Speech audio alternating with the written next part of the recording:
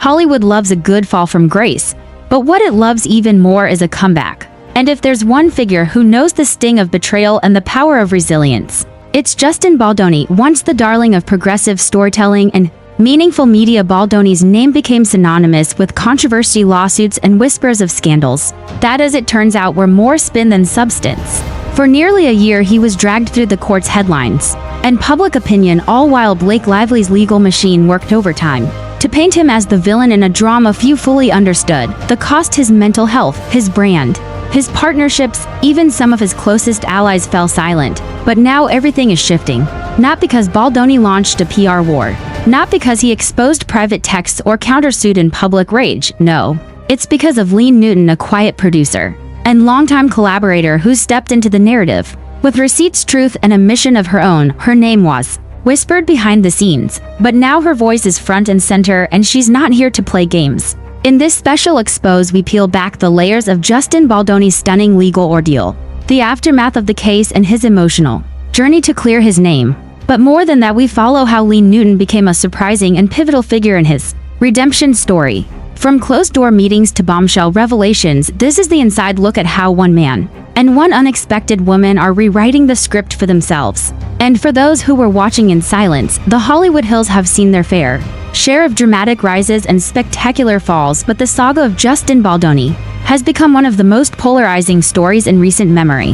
What began as a promising creative renaissance for Baldoni, a shift from heartthrob actor to intentional director and changemaker, was derailed when he found himself locked in a brutal, high-profile legal clash with Blake Lively, a fellow industry powerhouse with her own arsenal of media allies, lawyers, and curated narratives. And for the longest time, it looked like Baldoni would never recover from the damage. But just as the fog of speculation began to settle and the industry moved on to its next scandal, whispers began to circulate about a woman named Leanne Newton. To understand the gravity of Newton's involvement, you need to understand just how deep Baldoni had fallen. It wasn't just about reputation. The accusations, vague though they were at the outset, triggered a media-feeding frenzy. Lively's legal team, infamous for their aggressive posture, began distributing vague press statements that hinted at questionable conduct, ethical breaches, and creative manipulation. What that actually meant was never clear, and that was exactly the point. Baldoni, advised to stay silent, watched his name become a punching bag for late-night hosts, internet gossip forums, and even former collaborators who issued statements distancing themselves from him. Overnight, he became the cautionary tale of the industry, a reminder that image can be destroyed in moments. But then came the leaks, the private emails, the half-redacted court documents, the emerging truth that the so-called breaches were less about abuse or misconduct and more about creative disagreements and contractual misunderstandings. It turned out that Baldoni hadn't betrayed anyone. He'd simply refused to allow a certain production decision to be made without Leanne Newton's final approval. And that decision, ironically, was the one thing keeping him in the line of fire. Because Leanne Newton, as it turns out, held the key to everything. Leanne Newton had been working in the shadows of Hollywood long before her name ever trended online. A veteran producer, Newton was respected by those who knew her, a strategist, a problem solver, and a quiet force who helped ambitious creatives bring complicated stories to life.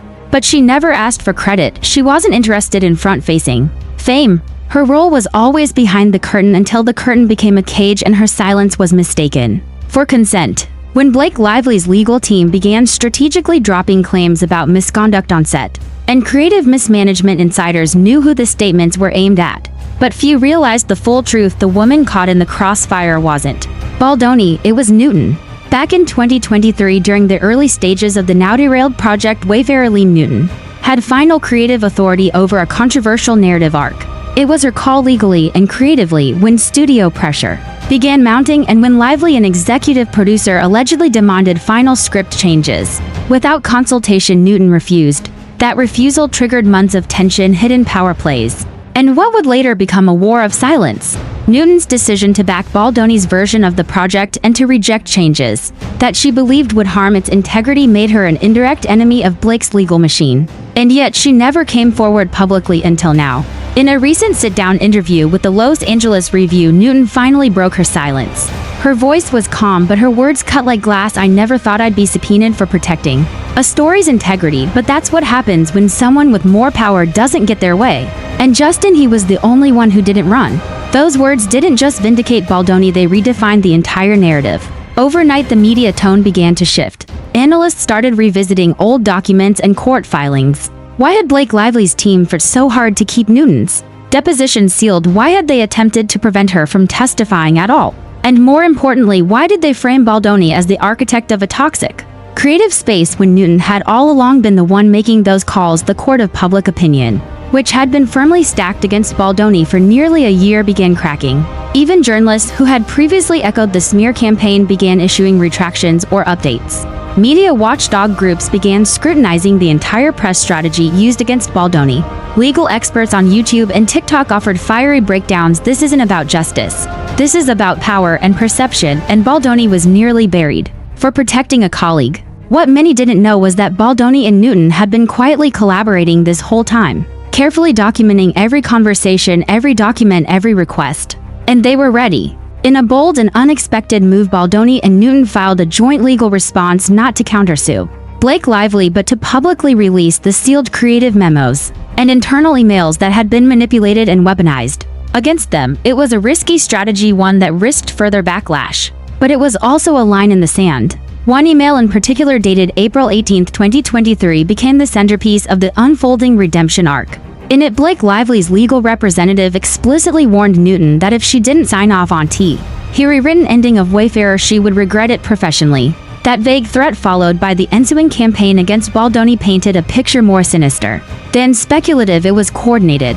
By the end of the week, the hashtags #Justice for Baldoni and #LEANNE Newton Truth were trending. Hollywood, for all its performative outrage, had a short memory and even shorter loyalty. Suddenly, public support began flooding in. Directors, writers, former co-stars, people who'd previously stayed quiet started speaking out, and Baldoni, he stayed grounded.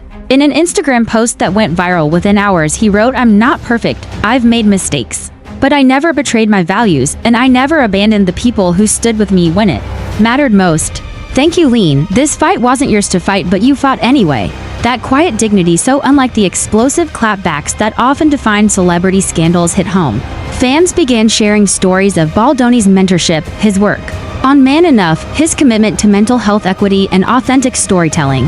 Slowly, his legacy was being pieced back together, not by PR teams, but by people who'd witnessed his integrity in real time. And Leanne Newton, she became a symbol. The woman who never wanted fame was suddenly being offered book deals, documentaries, even studio partnerships, but she declined most of them.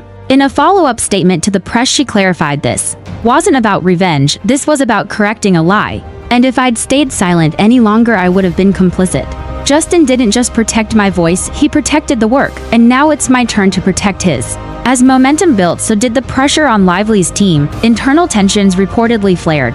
Multiple sources hinted that a second attorney had resigned after documents leaked showing that Blake had personally reviewed and approved the messaging campaign that distorted Baldoni's role. The situation was spiraling. What had begun as a calculated smear now looked like a reputational boomerang, and it was swinging back fast. The headlines shifted almost overnight. Where once they read Baldoni under fire and Wayfarer project implodes amid allegations, they now bore a very different tone. Leaked emails reveal Baldoni was framed. Leanne Newton breaks silence blows hole in Lively's claims. Hollywood re-examines Blake Lively's legal campaign against director. By the time Blake Lively's second attorney resigned, citing ethical discomfort, the narrative had fully turned.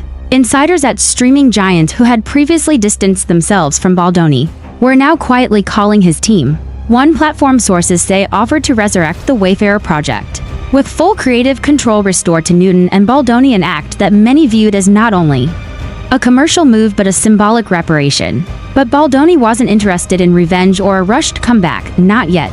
He had spent over a year being dragged, dissected, and reduced by an industry that thrives on spectacle, and what had hurt most wasn't the headlines, it was the betrayal of silence. The ones I broke bread with, who ghosted me when things got messy, he told Variety. That's what I'm still healing from. Still healing was happening, and it was visible publicly. Baldoni remained composed. Privately, he was finally breathing. Friends said he began taking long walks again, that he returned to journaling, a practice he swore by during his early days as a struggling actor, that he started spending more time with his family and less time on damage control. But he wasn't done speaking. In a long-form sit-down interview, his first since the entire ordeal began, Baldoni opened up to journalist Ray Kim about the pain of the past year. The interview aired over 2 hours and broke viewership records on its release. But the most shared moment was a simple quote: "There's a version of masculinity that tells us to fight back, to win, to dominate. But I've learned, sometimes real strength is staying silent. While people lie about you and still choosing not to lie about them." Those words struck a cultural chord. The interview was replayed across platforms. Articles were written about his restraint, his moral clarity, and the quiet power of Newton's role in the narrative. Audiences, particularly younger men and women tired of sensationalism, began to see Baldoni not as a fallen figure, but as a case study in integrity. And through it all, Leanne Newton stayed present but behind the scenes. She declined most public offers but agreed to speak at a Women in Film panel, where she detailed the emotional toll of the ordeal. "I was told I'd be blacklisted, that I'd never work again, but I had a choice: save myself or tell the truth. I chose the truth." That panel went viral. By the end of the month, Blake Lively's legal strategy had collapsed under its own weight. A court-mandated review of internal communications between her PR firm and attorneys revealed a coordinated defamation initiative, language so damning that even her allies in media began quietly retracting past reporting. The final blow came when two major entertainment outlets publicly apologized to Baldoni, citing misrepresentation of unverified narratives. It was rare, nearly unheard of. And yet it happened. Baldoni never gloated. His only response was a short video filmed on his phone thanking fans, supporters, and Newton for believing in him when he didn't believe in himself. The video was raw, unedited, tearful, and it became the most shared post of his career. Meanwhile, Blake Lively went radio silent. No statements, no interviews. Her team issued a vague press release referencing privacy and moving forward. But the damage had been done. Her credibility, once rock solid, was now questioned in every room she entered. Even her inner circle wasn't immune. Rumors of division between her and Ryan Reynolds began circulating after Reynolds was notably absent from a high-profile public event where attendees whispered about the legal fallout and what it had cost them. And for Baldoni, redemption wasn't just personal, it was professional. He announced a new partnership with Newton to launch a creative incubator focused on ethics-driven storytelling. The initiative, called ARC Lab, would provide grants and production infrastructure for underrepresented filmmakers, especially those whose voices have been buried or distorted by corporate pressure. ARC Lab wasn't just a career move, it was a statement. Their first project, a documentary titled Narrative Control of Film, exploring how power perception and media manipulation distort truth in Hollywood. It would feature testimonies from creatives, producers, and even journalists who'd experienced similar smear campaigns. It would not, Newton clarified, focus on Blake Lively by name, but her tactics would undoubtedly serve as a warning. Throughout the film, Hollywood began paying attention. Suddenly, the man who was once canceled was being invited to speak on resilience, creative integrity, and navigating professional betrayal. Universities invited him to guest lecture. Actors publicly praised his quiet leadership. Even studio executives, those same ones who once ghosted him, began reappearing, hopeful to get a piece of the comeback narrative they once fled. And yet Baldoni never rushed to forgive. "I'm moving forward," he said at a recent event, "but I'm also keeping receipts." The final scene in this chapter wasn't a courtroom triumph or a viral soundbite. It was Baldoni and Newton side by side in a quiet studio space in Silver Lake. No lights, no press. Just two creatives working again, doing what they love, free from the weight of lies. Baldoni said it best in his final quote at the closing panel of Narrative Control's soft screening. "They tried to rewrite my story. But stories, real stories, belong to the ones who live them, not the ones who edit them. And I'm still here, still writing." In the end, this was never just about Justin Baldoni. This was about truth, about power, about the quiet wars waged behind studio doors, and about the lives and reputations caught in the crossfire when egos go unchecked. It was about how far someone would go to protect a false image, even if it meant destroying someone else's reality. And it was about what happens when you fight back, not with fists, not with rage, but with receipts, dignity, and the quiet support of someone who believed in you when the world didn't. Justin Baldoni's journey from scapegoat to survivor to storyteller is a story that now lives in the hearts of millions, not because he screamed the loudest, but because he stood the longest. He didn't fire back with counter lawsuits or mudslinging interviews. He waited, he documented, he endured. And when the time came, he told the truth, not to hurt but to heal, not to destroy but to rebuild. And that, in a world obsessed with vengeance, made him different. It's easy to look at Hollywood and think every story ends in chaos, and maybe a lot of them do. But this one didn't, because it had Leanne Newton. Without her, none of this redemption arc would have been possible. Her quiet refusal to let lies take root, her bravery in stepping forward when it was easier to disappear, and her relentless insistence on integrity became the spine of Baldoni's return.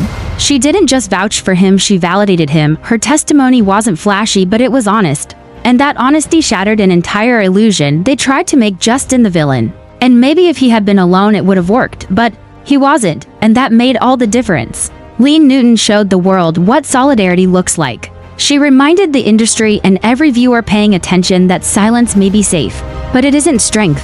That telling the truth when you have something to lose is the only way real change ever happens. And in the process she redefined what it means to be powerful in a town that too often confuses influence with intimidation.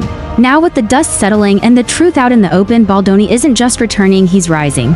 His new ventures aren't about ego, they're about correcting the culture that almost destroyed him, about amplifying the voices that get silenced, about building something stronger from the rubble of manipulation. With the launch of Arc Lab, Baldoni and Newton aren't just telling stories, they're creating a space where truth, integrity, and vulnerability aren't liabilities. They're the foundation. The irony, of course, is that Blake Lively's efforts to silence, discredit, and isolate Baldoni only made him more powerful in the end. In trying to end his influence, she sparked a movement she could no longer control, and now she faces a reckoning not just in the court of law but in the court of public memory, a far harsher judge than any jury. Hollywood watched this play out in real time. Agents, executives, actors, publicists, everyone saw how quickly a narrative could be manufactured and how just as quickly it could collapse when met with the truth. The whisper networks are now buzzing, not just with fear but with reflection. Who's next? Who else has been buried under reputational warfare disguised as brand protection? And how many more Leanne Newtons will it take to stop it? Baldoni's story is now a case study, a roadmap for others. Proof that not all heroes wear capes, some wear microphones and show up to courtrooms and publish unfiltered memos when everyone tells them not to. He was supposed to disappear.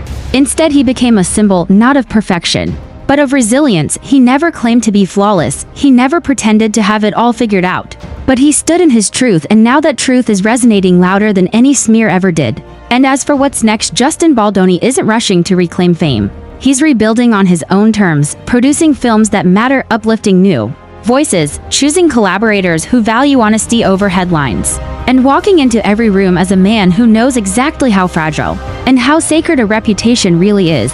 The man who was once nearly broken by lies is now leading by example, and Leanne Newton, the woman who once stayed behind the scenes, is now one of the most respected truth tellers in Hollywood. Together they've done more than just survive, they've changed the narrative. Because in the end, that's what stories do. They shape us, save us, and sometimes they set us free. And now the final chapter is theirs to write, not in retaliation, but in redemption, not with fear but with fire, and not for applause but for the ones still too afraid to speak. Let this be a warning to those who manipulate the media to silence others. The truth always comes back, and when it does,